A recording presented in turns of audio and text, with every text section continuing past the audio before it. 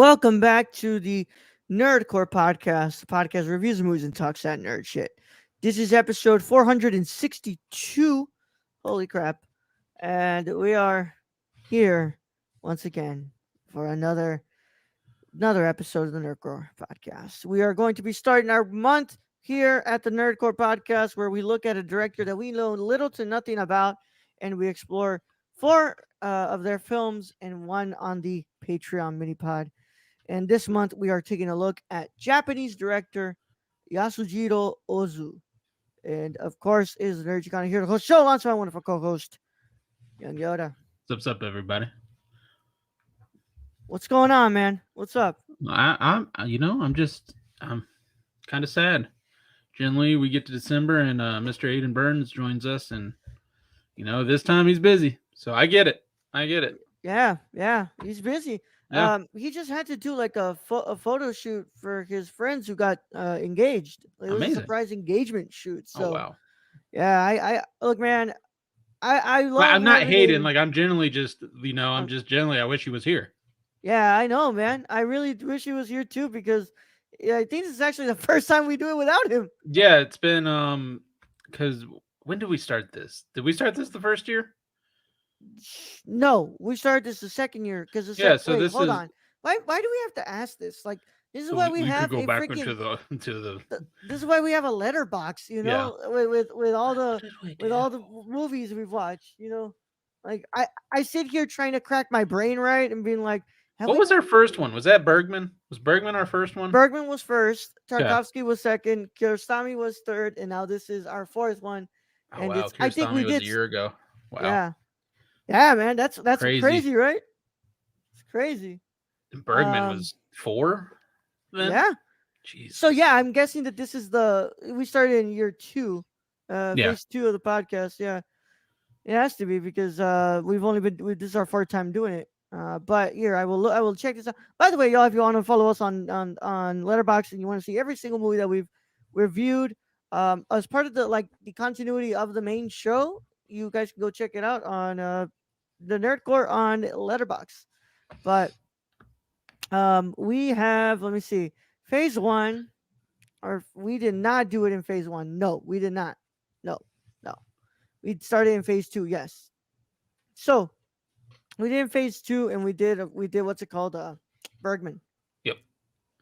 Yeah, we did Summer with Monica, Persona, Through a Glass Darkly, Winter Light, and I can't remember what was Patreon mini That for that was a one. very good month of movies, by the way. Yeah. Like, Which, by the way, we are overdue a Bergman part two. Like, for sure. I think that we are I definitely mean, overdue what are we doing a on? part. Kurosawa part 4, I think we are on Kurosawa part something. five now. I don't know. Next will be part four, I think. But yeah. Um, fourth month doing this, y'all. Fourth time. It's one of our yearly what's it called themes, and I enjoy it because One of the things we I look forward to.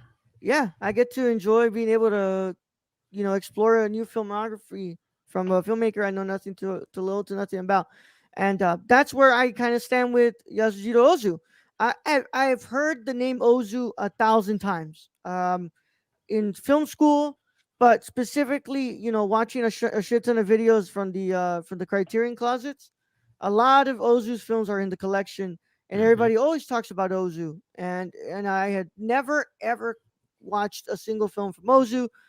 The one I had constantly gotten recommended was Tokyo Story. Tokyo Story was like, oh, that's his masterpiece. Like, watch it. It's an incredible film. That's And what we were watching next, I believe. I believe so. Yes, Yeah. that's what we do. That's what we're doing next. And yeah, Brett, you had never heard about Ozu, right? I had heard about, like, I don't know like anything about Ozu, but Hmm. being a Kurosawa fan, you always hear like different names thrown around. Ozu is one of them. It's just Ozu was before Kurosawa. Hmm. Ozu, you can't really consider them contemporaries because Kurosawa came, like, Ozu had done shit ton of movies way before Kurosawa came onto the scene. But Oh yeah. if this movie has anything to say, their style is completely different. Hmm. And I really can't wait for somebody to choose Ozu's films for cinema condition because from what I had been reading about this man's life, he lived a very, very interesting life. And kind of in the way that Kurosawa met a lot of backlash from the from the Japanese directors at the time. Ozu had a bit of backlash as well, Yeah. and I I'm mean his films, like just from this one, I can't say his films. His film I've watched overtly sexual in a way.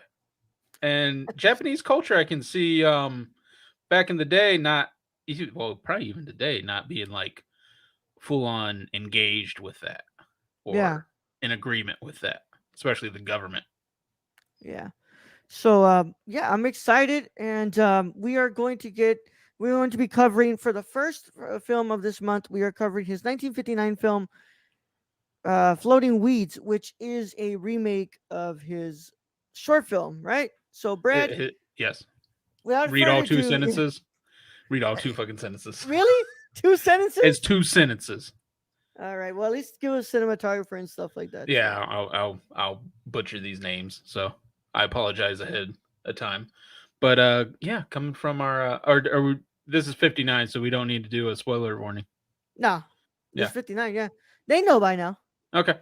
Coming straight from Wikipedia, our one and only true source, Floating Weeds is a 1959 Japanese drama directed by Yasuhiro Ozu, starring Nakamura, Gunhiro Tu, and Machiko Kiyo.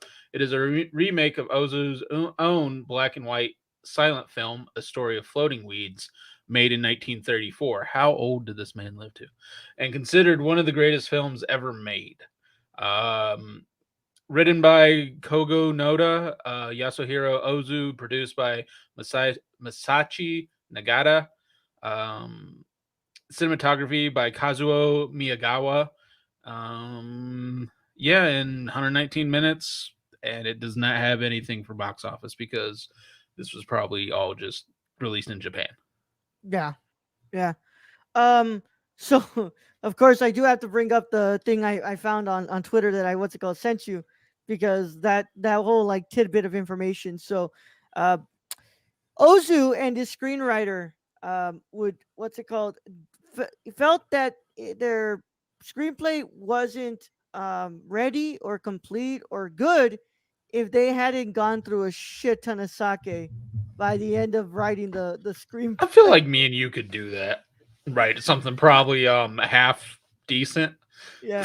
Yeah, I could probably do half decent because I'm not the one who drinks, and you would just be like through all of it. Just So throwing out random shit. yeah, so like it's gonna be halfway decent, right? Yeah, Because half decent. oh no, that's great. I read that and I just laughed my ass off, and I was like, that just sounds exactly how I picture it would go. I But mean, in watching this movie, yeah, I think I could see a good drinking session coming up with some of this dialogue. yeah, yeah. Did you happen to catch the little rib at Kurosawa in this? When they ask like, "What's your name?" He goes Toshiro, and then he's like, Mifune. And it's just "Nah, like Mifune." I'm like, that was a troll before trolls. Yep, yep. Oh man, I love that. It was really funny. It was funny. Like I'll Yeah, give him that. It was funny. yeah. But Brad, you want to go ahead and give us your initial thoughts on Floating Weeds? Um, I thought it was good. I thought like this is definitely not Kurosawa style. I'll say. Um, and this, I'll tell you. I'll just tell everybody what I told you. Um, told you in the DMs. Uh, this felt like a French film. It's very stylized. It's very colorful. The framing is great in this. Like the cinematography is like amazing in this. Like, don't get me wrong. It felt very French. Like there's a romantic part as to it. There's like affairs in it. There's like scandal. It felt very much like a French film to me, but in a Japanese style. Mm-hmm. So I mean I enjoyed it. I mean, do I consider it better than Kurosawa's work? I don't. It's not really my cup of tea technically. But it was good. Like Yeah, I think people should watch this and enjoy this for what it is. yeah. By the way, Stacy, have you seen this film? Because what's it called? Spoiler: Kamajuro was a ghost the whole time that only Haley Joel Osment could see. Um, I'm gonna preface this, and I feel like we are probably gonna bring up Kurosawa a lot this month, given that that is the one Japanese director that we have like studied extensively here. Other than the one Sword of Doom that we watched, Yeah, which Sword of Doom is in its own kind of category of yeah, anime before anime. yeah. And I feel like we're gonna bring it up a lot because, of course, he's the only one that we've studied extensively here. Yeah. We've given 3 months of this man. Um, but How many also, films? 12? 13? Because uh, we've watched more than the 3 months. oh, remember, Brad? We had like one for what's it Mm-hmm. called? For International Film Month one time. Yeah. For the first time. So it's probably like 13. Yeah. Yeah. We're probably at 13. Well, actually, I'm sorry. It's what's it called? 15 films. What's it called? Because it's 5 for the month. So 16 more than likely. But Hi, Kylie. hello, Kylie. Thank you for joining us. I've never heard of what's it called? Hi, it's floating weeds from Yasujiro Ozu. So I'll preface that and I'll bring up that man. I'll bring up Kurosawa not because I want to compare Kurosawa to Ozu because I think watching this, I really think that we are going to be watching a very different side of Japanese cinema here. Yeah. This is very like this is very the drama side and the very like because this is a family drama inside of it. Uh-huh. You know, but I think that the only way that I can really bring myself to truly like kind of consume this is by looking at what was being made at the time. So this is during the time that a lot of Kurosawa's other films are being made as well. So I will say I really enjoyed this movie. For the first time watching a film from Ozu, I was not ready for how beautifully crafted this would be because those like the cinematography Oh, feels great. very personal in a way where it's like my teacher was not kidding because he said that Ozu's filmography feels very Japanese in the way that it feels like you're literally sitting on the floor and you're looking like that Yeah. because of how it's framed. And now having watched this and having watched, films like Shoplifters from Hirokazu Koreda, I can see where Koreda gets a lot of his framing as well, because this is very reminiscent of that. I really enjoy the story that we have here, and I like the family drama aspect. And like Brad said, there's a whole lot of like overtly like sexual kind of themes going on here that I really did not expect No. from what's it called from a Japanese director at the time, especially if you think about Japanese culture and Japanese society at the time, especially the film industry, because I don't think we don't even get in the realm of the senses yet until like a decade later. So um Yeah, yeah, I I think Kurosawa had like one kissing scene in one yeah, of the movies that we watched. This was overtly sexual comparatively to Kurosawa. yeah, I gotta bring this up. Like the costumes in this, I yeah, fucking love the costumes in this. It is just so much color. And then when you come from like when your whole basis of Japanese cinema is Kurosawa, it's just black and white yeah, movies, really, other than Ron, and Kagemusha. Like this is a very colorful film, and it yeah. is gorgeous, and it is nice that I love he did this in color, and I can't wait to see more of his films in color, Hmm. just because it's something that I don't usually get in Japanese cinema, Hmm. and it just makes me think of like I wonder what Kurosawa's black and white films like. What were those? That they couldn't have just been black and white. Like they must Yeah. have had color to them. Well, what's it called? The film stock is in what's it called? Is black and white. But of course, I wonder how like it was. What's it called? I wonder what Kurosawa saw when he was Yeah, probably filming. Like when he was filming Ikiru, I wonder what he saw. Right? or Rashomon, or Yeah. But this is beautiful, man. I'm like I told Brad. I went to his DMs and I said, dude, this is a HD transfer. This has not gotten an updated restoration. And yes, there are points in the movie where there's a little bit of like, what's it called? Like film there are grain. little black spots and like little lines coming in and like Yeah, the like yes, this needs a cleanup. And I think that but it's what's it from called? 1959. Yeah, So it's kind that's the of thing. that makes sense. What's it called? That's the thing, Brad. Kurosawa's first color film was in 1970. Hmm. Like this isn't even his first color film. The first one was before this in 1958. So I'm just guessing like how a lot of filmmakers just didn't want to make the jump to color. I guess they just were really No, comfortable or it with, might have been too expensive. yeah. But this really helped a lot being in color because it brings out a lot of the atmosphere. I love the shots outside and how that sky looks so beautifully, Hmm. colored. And I really do think about how this would look on a like proper 4K digital restoration they do Oh, it with would this look movie. beautiful. It would Yeah, look absolutely beautiful. Criterion, get on that. yeah, please. I do know that there is a good amount of that they're starting to work on some restorations for Ozu. From what I had seen on the forums, that they're bringing some stuff to restore soon. People But are kind of then, speculating about a box set soon. but the thing for that is Ozu's filmography stretches back into what, the 20s or Yeah, before. So it could be a number of movies that don't include yeah, this one, because yeah. this one's already gorgeous. Like, I would love to see it in 4K, but I'm sure there's other movies like back in the day. Hell, I think he's lost movies. Yeah, he has some that are lost. But also remember, Brad, the farther you go back, the farther you have the greater probability of messing up the negative Yeah. when you're cleaning it up. That's Yeah, kind of what I was learning. What's it called with the restorations for the Fellini set, is that they had to take supplemental negatives to fix the original negative because it was like on the verge of having to be. There Uh, is just something about like if you were like Ikiru, like they did a 4K mhm. restoration, like just handling that and not fucking that up.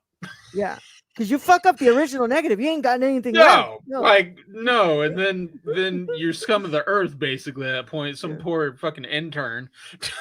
Yeah.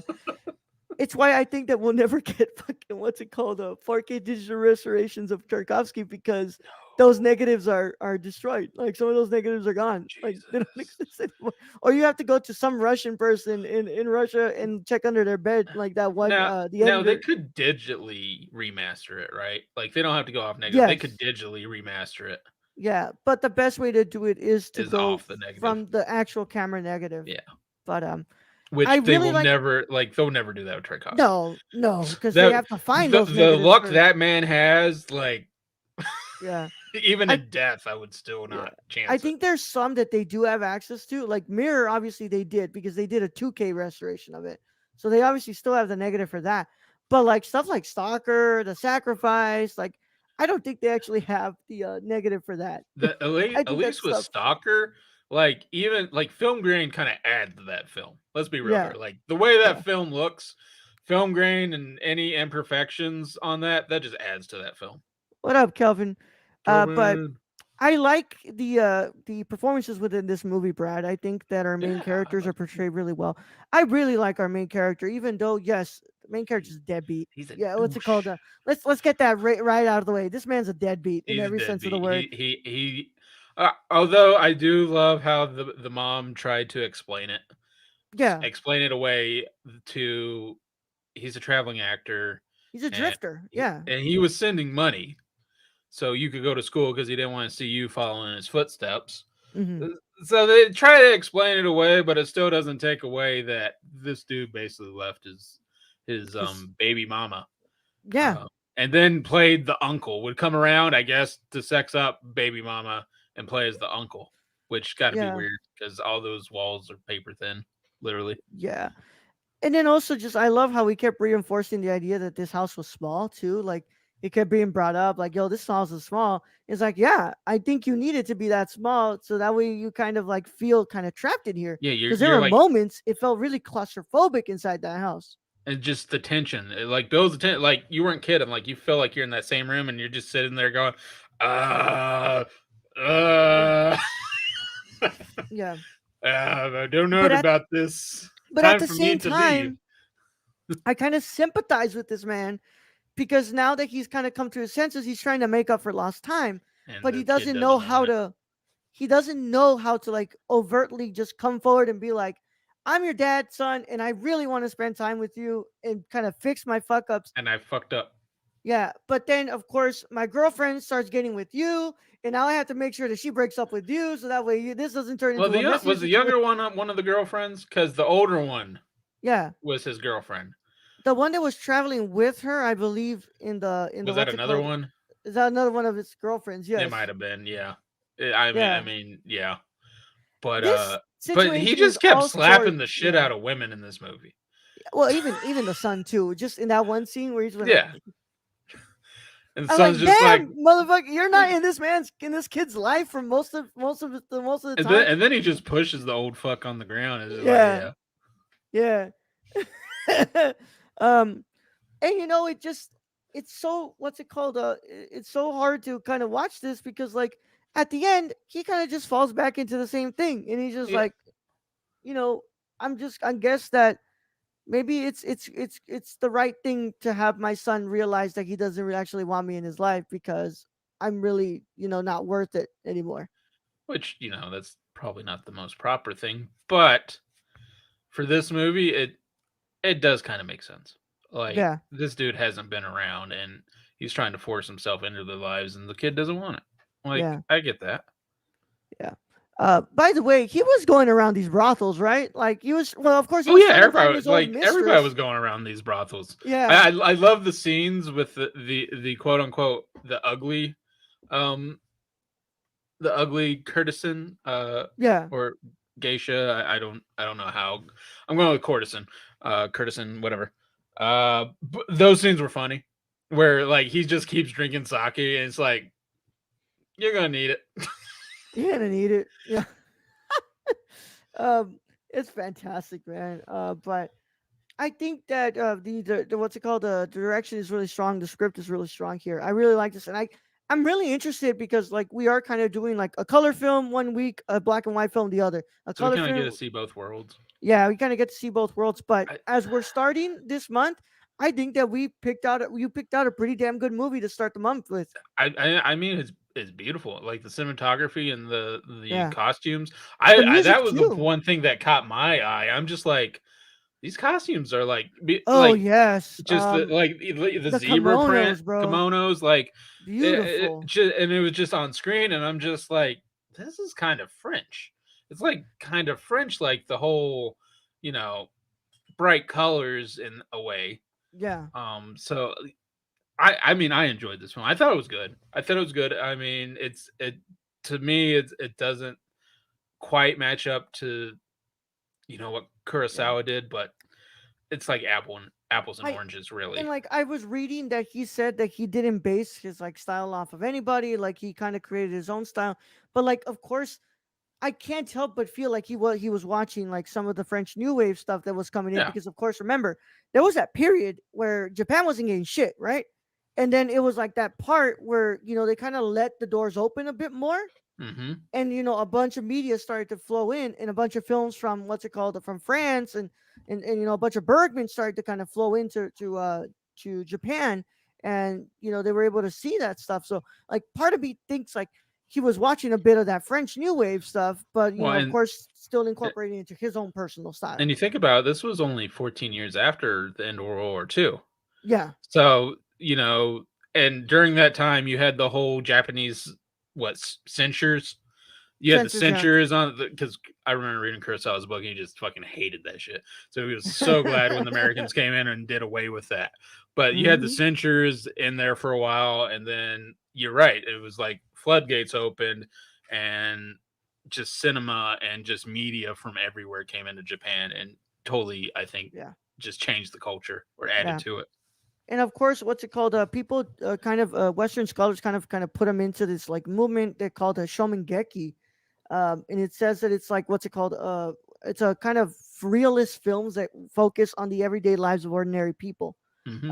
So I'm really interested. I do love these like very like personal, what's it called, family dramas. So I'm really really interested to see kind of where we go from here. But I'm gonna go ahead and give Floating Weeds an 8.5 out of 10. I'm starting strong. I really like this movie, and I'm actually really interested to see the movie that this is adapting from his Yeah, the early silent years. movie, the silent film. Yeah. It is really tough for me to watch silent films though. That's called. I have expressed that because you have to kind of like read it at the same time, and it's like, yeah, it's really tough. And sometimes those silent films are actually kind of long. Yeah. Yeah, like Metropolis. Metropolis is long as fuck, bro. But it's also a silent film. But yeah, Brad, what are you gonna go ahead and give Floating Weeds? I think we're in agreement. I'm going to give it 8.5 out of 10 to Floating Weeds. Nice, Nice. Yeah, I'm really, really happy that we started it off, y'all. This was awesome. I really am interested to see kind of where we go from here because this is only going to get hopefully better, and it's going to be interesting to see how different his filmography is compared to the other Japanese directors, at least Hmm. that I've watched, because I've watched like I watched a handful at this point, I think. But of course, we want to thank you all so much for joining us today. And we want to thank you all so much for listening to the podcast. If you are a patron, we thank you especially because you are the reason these shows happen. So to become a Patreon supporter, you can go to patreon.com/nerdcore and sign up for a tier starting at $1 or more if you want to. We want to thank our wonderful producers and our writers. I want to thank our associate producer, Sarah. Thank you for being an associate producer for so long. And I want to thank our wonderful executive producer, Shane. You can follow our friend Shane at twitch.tv/XSRK or on Twitter at XSRK_. Awesome. And go buy something from the sub guide at thriftedil.com. Oh yeah. Yeah. I swear I'm gonna just drop by that store on what's it called? On a just on no notice and just And be just like, show up to just gonna Shane's show, place and where's just my like Alfred Hitchcock shirt, you son of a bitch? You say you were gonna sell it to me. Yeah. maybe don't start off so strong. Yeah, man. You're like, yeah, I'm looking for an Alfred Hitchcock shirt, and then I'm gonna go. I've come to collect my fucking shirt, you And ass. Shane's gonna be like, I've been paying you fucking how much? Yeah, $15? fifteen $15. dollars Yeah, for yeah. how many years now? Every month? Well, the thing is, like Shane said, this is for Raul. This is the only person who deserves this shirt. And then I asked him, like, hey man, I got money now. You want to tell me where my shirt is? And it's like, oh, dude, I don't know where the fuck that thing is. It's gone. It's Yeah, gone into but the great beyond. yeah. Thank you to Shane and also our writer Tony Hey Tony. at Real Nerdy Dad on it's on Twitter. And yeah, thank you all so much for joining us. This week is going to look a little weird, my friends. I am in the process of what's it called, moving now, and what's it called. I'm going to ship this PC out, hopefully, to my new place. Ship it. And but tomorrow we're not going to be here because we have nothing to do tomorrow. But on Wednesday we will be doing our Patreon commentary of Back to the Future. So for a pay to get access to that, you have to go become a Patreon supporter at the $1 tier. And then on Thursday, Keon will be doing a Gamer Core watch along of the Game Awards. That'll be cool. And Friday through Sunday, we will see what goes down. But yeah, I am excited to kind of see where we all go right now from to go how this is gonna look once I have to send my PC out. I promise the quality on my laptop isn't as great as the quality on here, so sorry y'all if it's gonna look a lot weirder or if this is even gonna work, because if I can't even get that shit to work on my laptop, you guys are not gonna hear from us for like 2 weeks, or I might just have to what's it called come on my phone from my phone. I can attach my what's it called my lav mic. Oh wait, no, yeah, I can attach my lav mic and I can be on my phone, put it Yeah. like right here. But Try to figure yeah, that out. yeah, yeah. Clap, clap, clap, clap. But we'll see, y'all. These are hiccups, but I promise that in 2022 everything will be back to normal and we'll be good to go. But I am excited to see where we go. Brad watched the Eternals, so we'll be doing that next week. Our review of the Eternals will be next week. And of course, it's been a wonderful time. We'll see you all on the next one. Brad, send them out. All right, Roll. Thank you for being host as always. Thank you to all those joining us in chat today. Thank you to all our listeners out there, all our Patreon supporters. We appreciate each and every one of you. And to end this episode, all I've got to say is go buy a bottle of Cholula. Young Yoda out.